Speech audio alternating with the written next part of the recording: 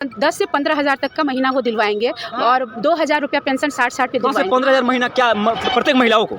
महिलाओं ने युवाओं के लिए। युवाओं के लिए? हाँ, युवाओं। तो प्रशांत सर का कहना है कि हर महिला का अधिकार है कि वो मान सम्मान भी ले, आर्थिक दृष्टिकोण से भी संपन्न रहे और वो अपनी ज़िंदगी को एक अच्छे ढंग से अपनी ज़िंदगी जिए, इसलिए वो मान सम्मान वो संपन्न। नमस्कार, आप देख रहे हैं हर संभव तक न्यूज। तो पूर्वी चंपारण के जीवधारा में हम लोग की उपस्थिति है। यहाँ पे हम लोग देख रहे थे जन स्वराज जो पार्टी जो है प्रशांत किशोर का, यहाँ पे आप लोग कैमरा के माध्यम से देख रहे हैं। यहाँ पे जो भी महिला हैं जन स्वराज पार्टी के यहाँ पे कार्यकर्ता लोग हैं, उन लोगों से हम लोग बात करने का प्रयास करेंगे। कैमरामैन से चाहेंगे थोड़ा सा आगे आइए, और जो भी यहाँ के मुख्य हैं उन लोगों से हम लोग बात करने का प्रयास करेंगे। थोड़ा सा आइएगा, इधर सड़क है, थोड़ा सा बता दीजिएगा। सबसे अच्छा वो है प्रत्याशी है, महिला प्रत्याशी आइए मैडम। यहाँ पे जो है पूर्वी चंपारण के जीवधारा में हम लोग की उपस्थिति थी। मैडम, यहाँ पे जन स्वराज जो अभी आप लोग यहाँ पे एकत्रित हुए हैं, क्या विचारधारा है जन स्वराज पार्टी का? जन स्वराज पार्टी का विचारधारा है कि जो 4 मुहिम सर की है, जो पलायन रोकना है, बच्चों की शिक्षा के लिए और रोजी रोजगार के लिए और यहाँ व्यापार के लिए और पेंशन के लिए, खेती बाड़ी की अच्छी सुविधा के लिए, इन सारे मुहिम को लोगों में विश्वास दिलाना है कि ये पार्टी करेगी और बिहार में बदलाव आएगा। और जिस पलायन के वजह से कल तक तो सिर्फ घर के पुरुष ही जाया करते थे और अब घर की महिलाएं भी जाया करती हैं। जन स्वराज पार्टी जो है प्रशांत किशोर का अधिक से अधिक महिलाओं को जोड़ने का काम कर रही है। क्या उद्देश्य है महिलाओं को जोड़ने का? क्या आपको लगता है कि चुनावी रंग है? नहीं, देखिए, एक तो महिलाओं की स्थिति बद से बदतर शुरू से रही है, चाहे वो घरेलू हिंसा से भी पीड़ित रही है या कोई मान सम्मान चाहिए महिलाओं को, लेकिन वो मान सम्मान शायद हवेली की महिला हो या झोपड़ी की महिला हो, वो नहीं है। तो प्रशांत सर का कहना है कि हर महिला का अधिकार है कि वो मान सम्मान भी ले, आर्थिक दृष्टिकोण से भी संपन्न रहे और वो अपनी ज़िंदगी को एक अच्छे ढंग से अपनी ज़िंदगी जिए, इसलिए वो मान सम्मान वो संपन्नता दिलवाना चाह रहे हैं। प्रशांत किशोर जो जन स्वराज पार्टी है, बिहार में कितना सीटों पे चुनाव लड़ेगी? 243। क्या मोतिहारी से कौन उम्मीदवार होगा, कुछ बताइएगा इसके बारे में? मैं खुद हूँ सुधा वर्मा। सुधा वर्मा, देखिए बहुत बड़ी जानकारी है। सुधा वर्मा जी हमारे साथ हैं जो मोतिहारी के उम्मीदवार के तौर पे।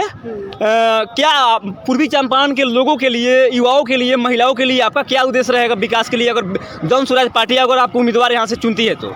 देखिए, अगर जन स्वराज पार्टी हमारी आ रही है तो सबसे पहले तो हम लोग पलायन रोकेंगे, जिसमें 15,000 हम लोग नहीं, सॉरी, सर का जो मुहिम है, जो सपना है, तो 10 से 15,000 तक का महीना वो दिलवाएंगे और 2,000 रुपया पेंशन 60-60 पे दिलवाएंगे। 10 से 15,000 महीना क्या प्रत्येक महिलाओं को?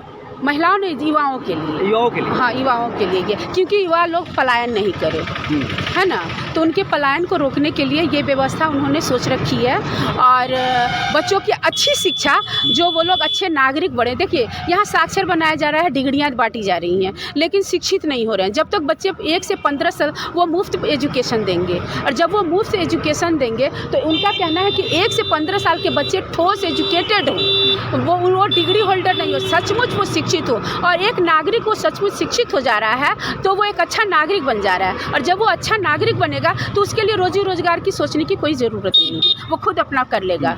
क्या आपको लगता है कि ये सब चुनावी रंग है? क्योंकि इसके पहले भी तो प्रशांत किशोर थे, तो महिलाओं के लिए इस तरह का व्यवस्था क्यों नहीं की? देखिए, उन्होंने नरेंद्र मोदी, ममता बनर्जी, नीतीश कुमार, इन सबों के साथ काम किया और सबों को के लिए बिहार को आगे बढ़ाने के लिए उन्होंने बहुत कोशिश की। जब वो बिहार की स्थिति बद से बदतर देखे तो वो बोले कि बिहार के बीच से ही अच्छे नेता चुनेंगे और उन लोग की सुरक्षा उन्हीं लोग के सर पे और उन लोग की जिम्मेदारी में डालेंगे। कुछ लोग कह रहा था कि जो जन स्वराज पार्टी है केवल बी पार्टी है, ब्रोकर टाइप के ऐसे कुछ बयान हम लोग कल देख रहे थे, क्या कहिएगा? देखिए, वो ब्रोकर इसलिए कर रहे हैं क्योंकि वो पैसा वो अपना व्यवस्थित करके ही यहाँ आए हैं। तो वो व्यवस्थित इसलिए करके आए हैं कि उनको बिहार सुधारना है एट एनी कॉस्ट। अगर कोई मन बना के निकल जाता है ना तो उसके लिए लेकिन किंतु परंतु नहीं रहती है। तो वो मन बना के आए हैं कि बिहार की स्थिति बद से बदतर है।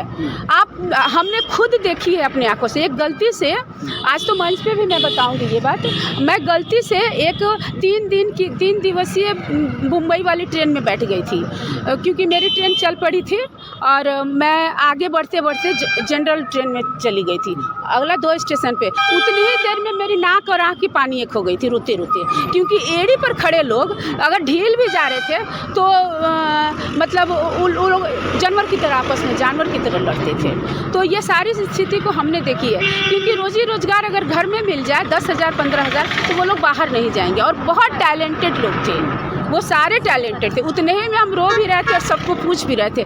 दिल से आवाज़ आ रही थी कि अगर मौका मिलेगा तो परिस्थितियाँ भगवान हमको जानने के लिए यहाँ डाले हैं, दिखाने के लिए।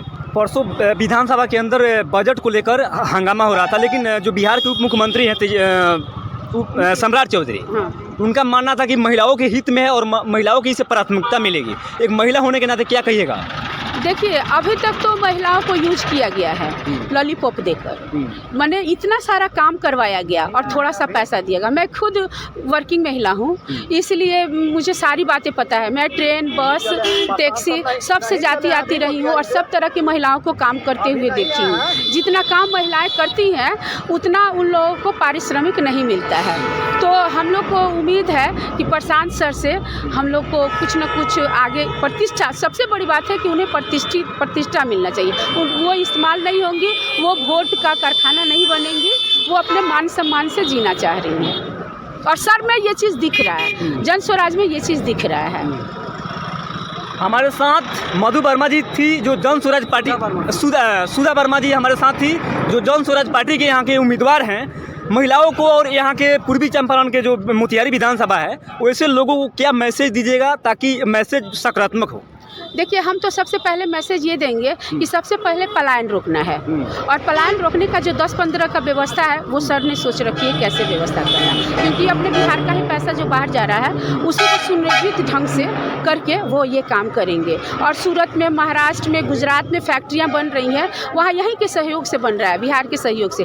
मजदूर यहाँ से जा रहे हैं, पढ़े लिखे बच्चों को नौकरी नहीं मिल रही है तो यहाँ से जा रहे हैं, कच्चा रॉ मटेरियल यहाँ से जा रहा है और पैसा भी यहीं से मदद हो रही है। और सारी व्यवस्था यहाँ से जब जा रही है, उनको सिर्फ मतलब व्यवस्थित करके बिहार में फैक्ट्रियाँ और सारी चीज़ कर देना है। इसके लिए उनको अस्थायी लोगों की सहयोग चाहिए, इसीलिए वो अस्थायी लोगों को बड़े छोटे पदों से वो काम करने के लिए प्रेरित कर रहे हैं और सहयोग देना चाह रहे हैं। आप लोग देख रहे थे हर संभव तक न्यूज़, कैमरा पर्सन चंदन के साथ। जय हिंद, जय भारत।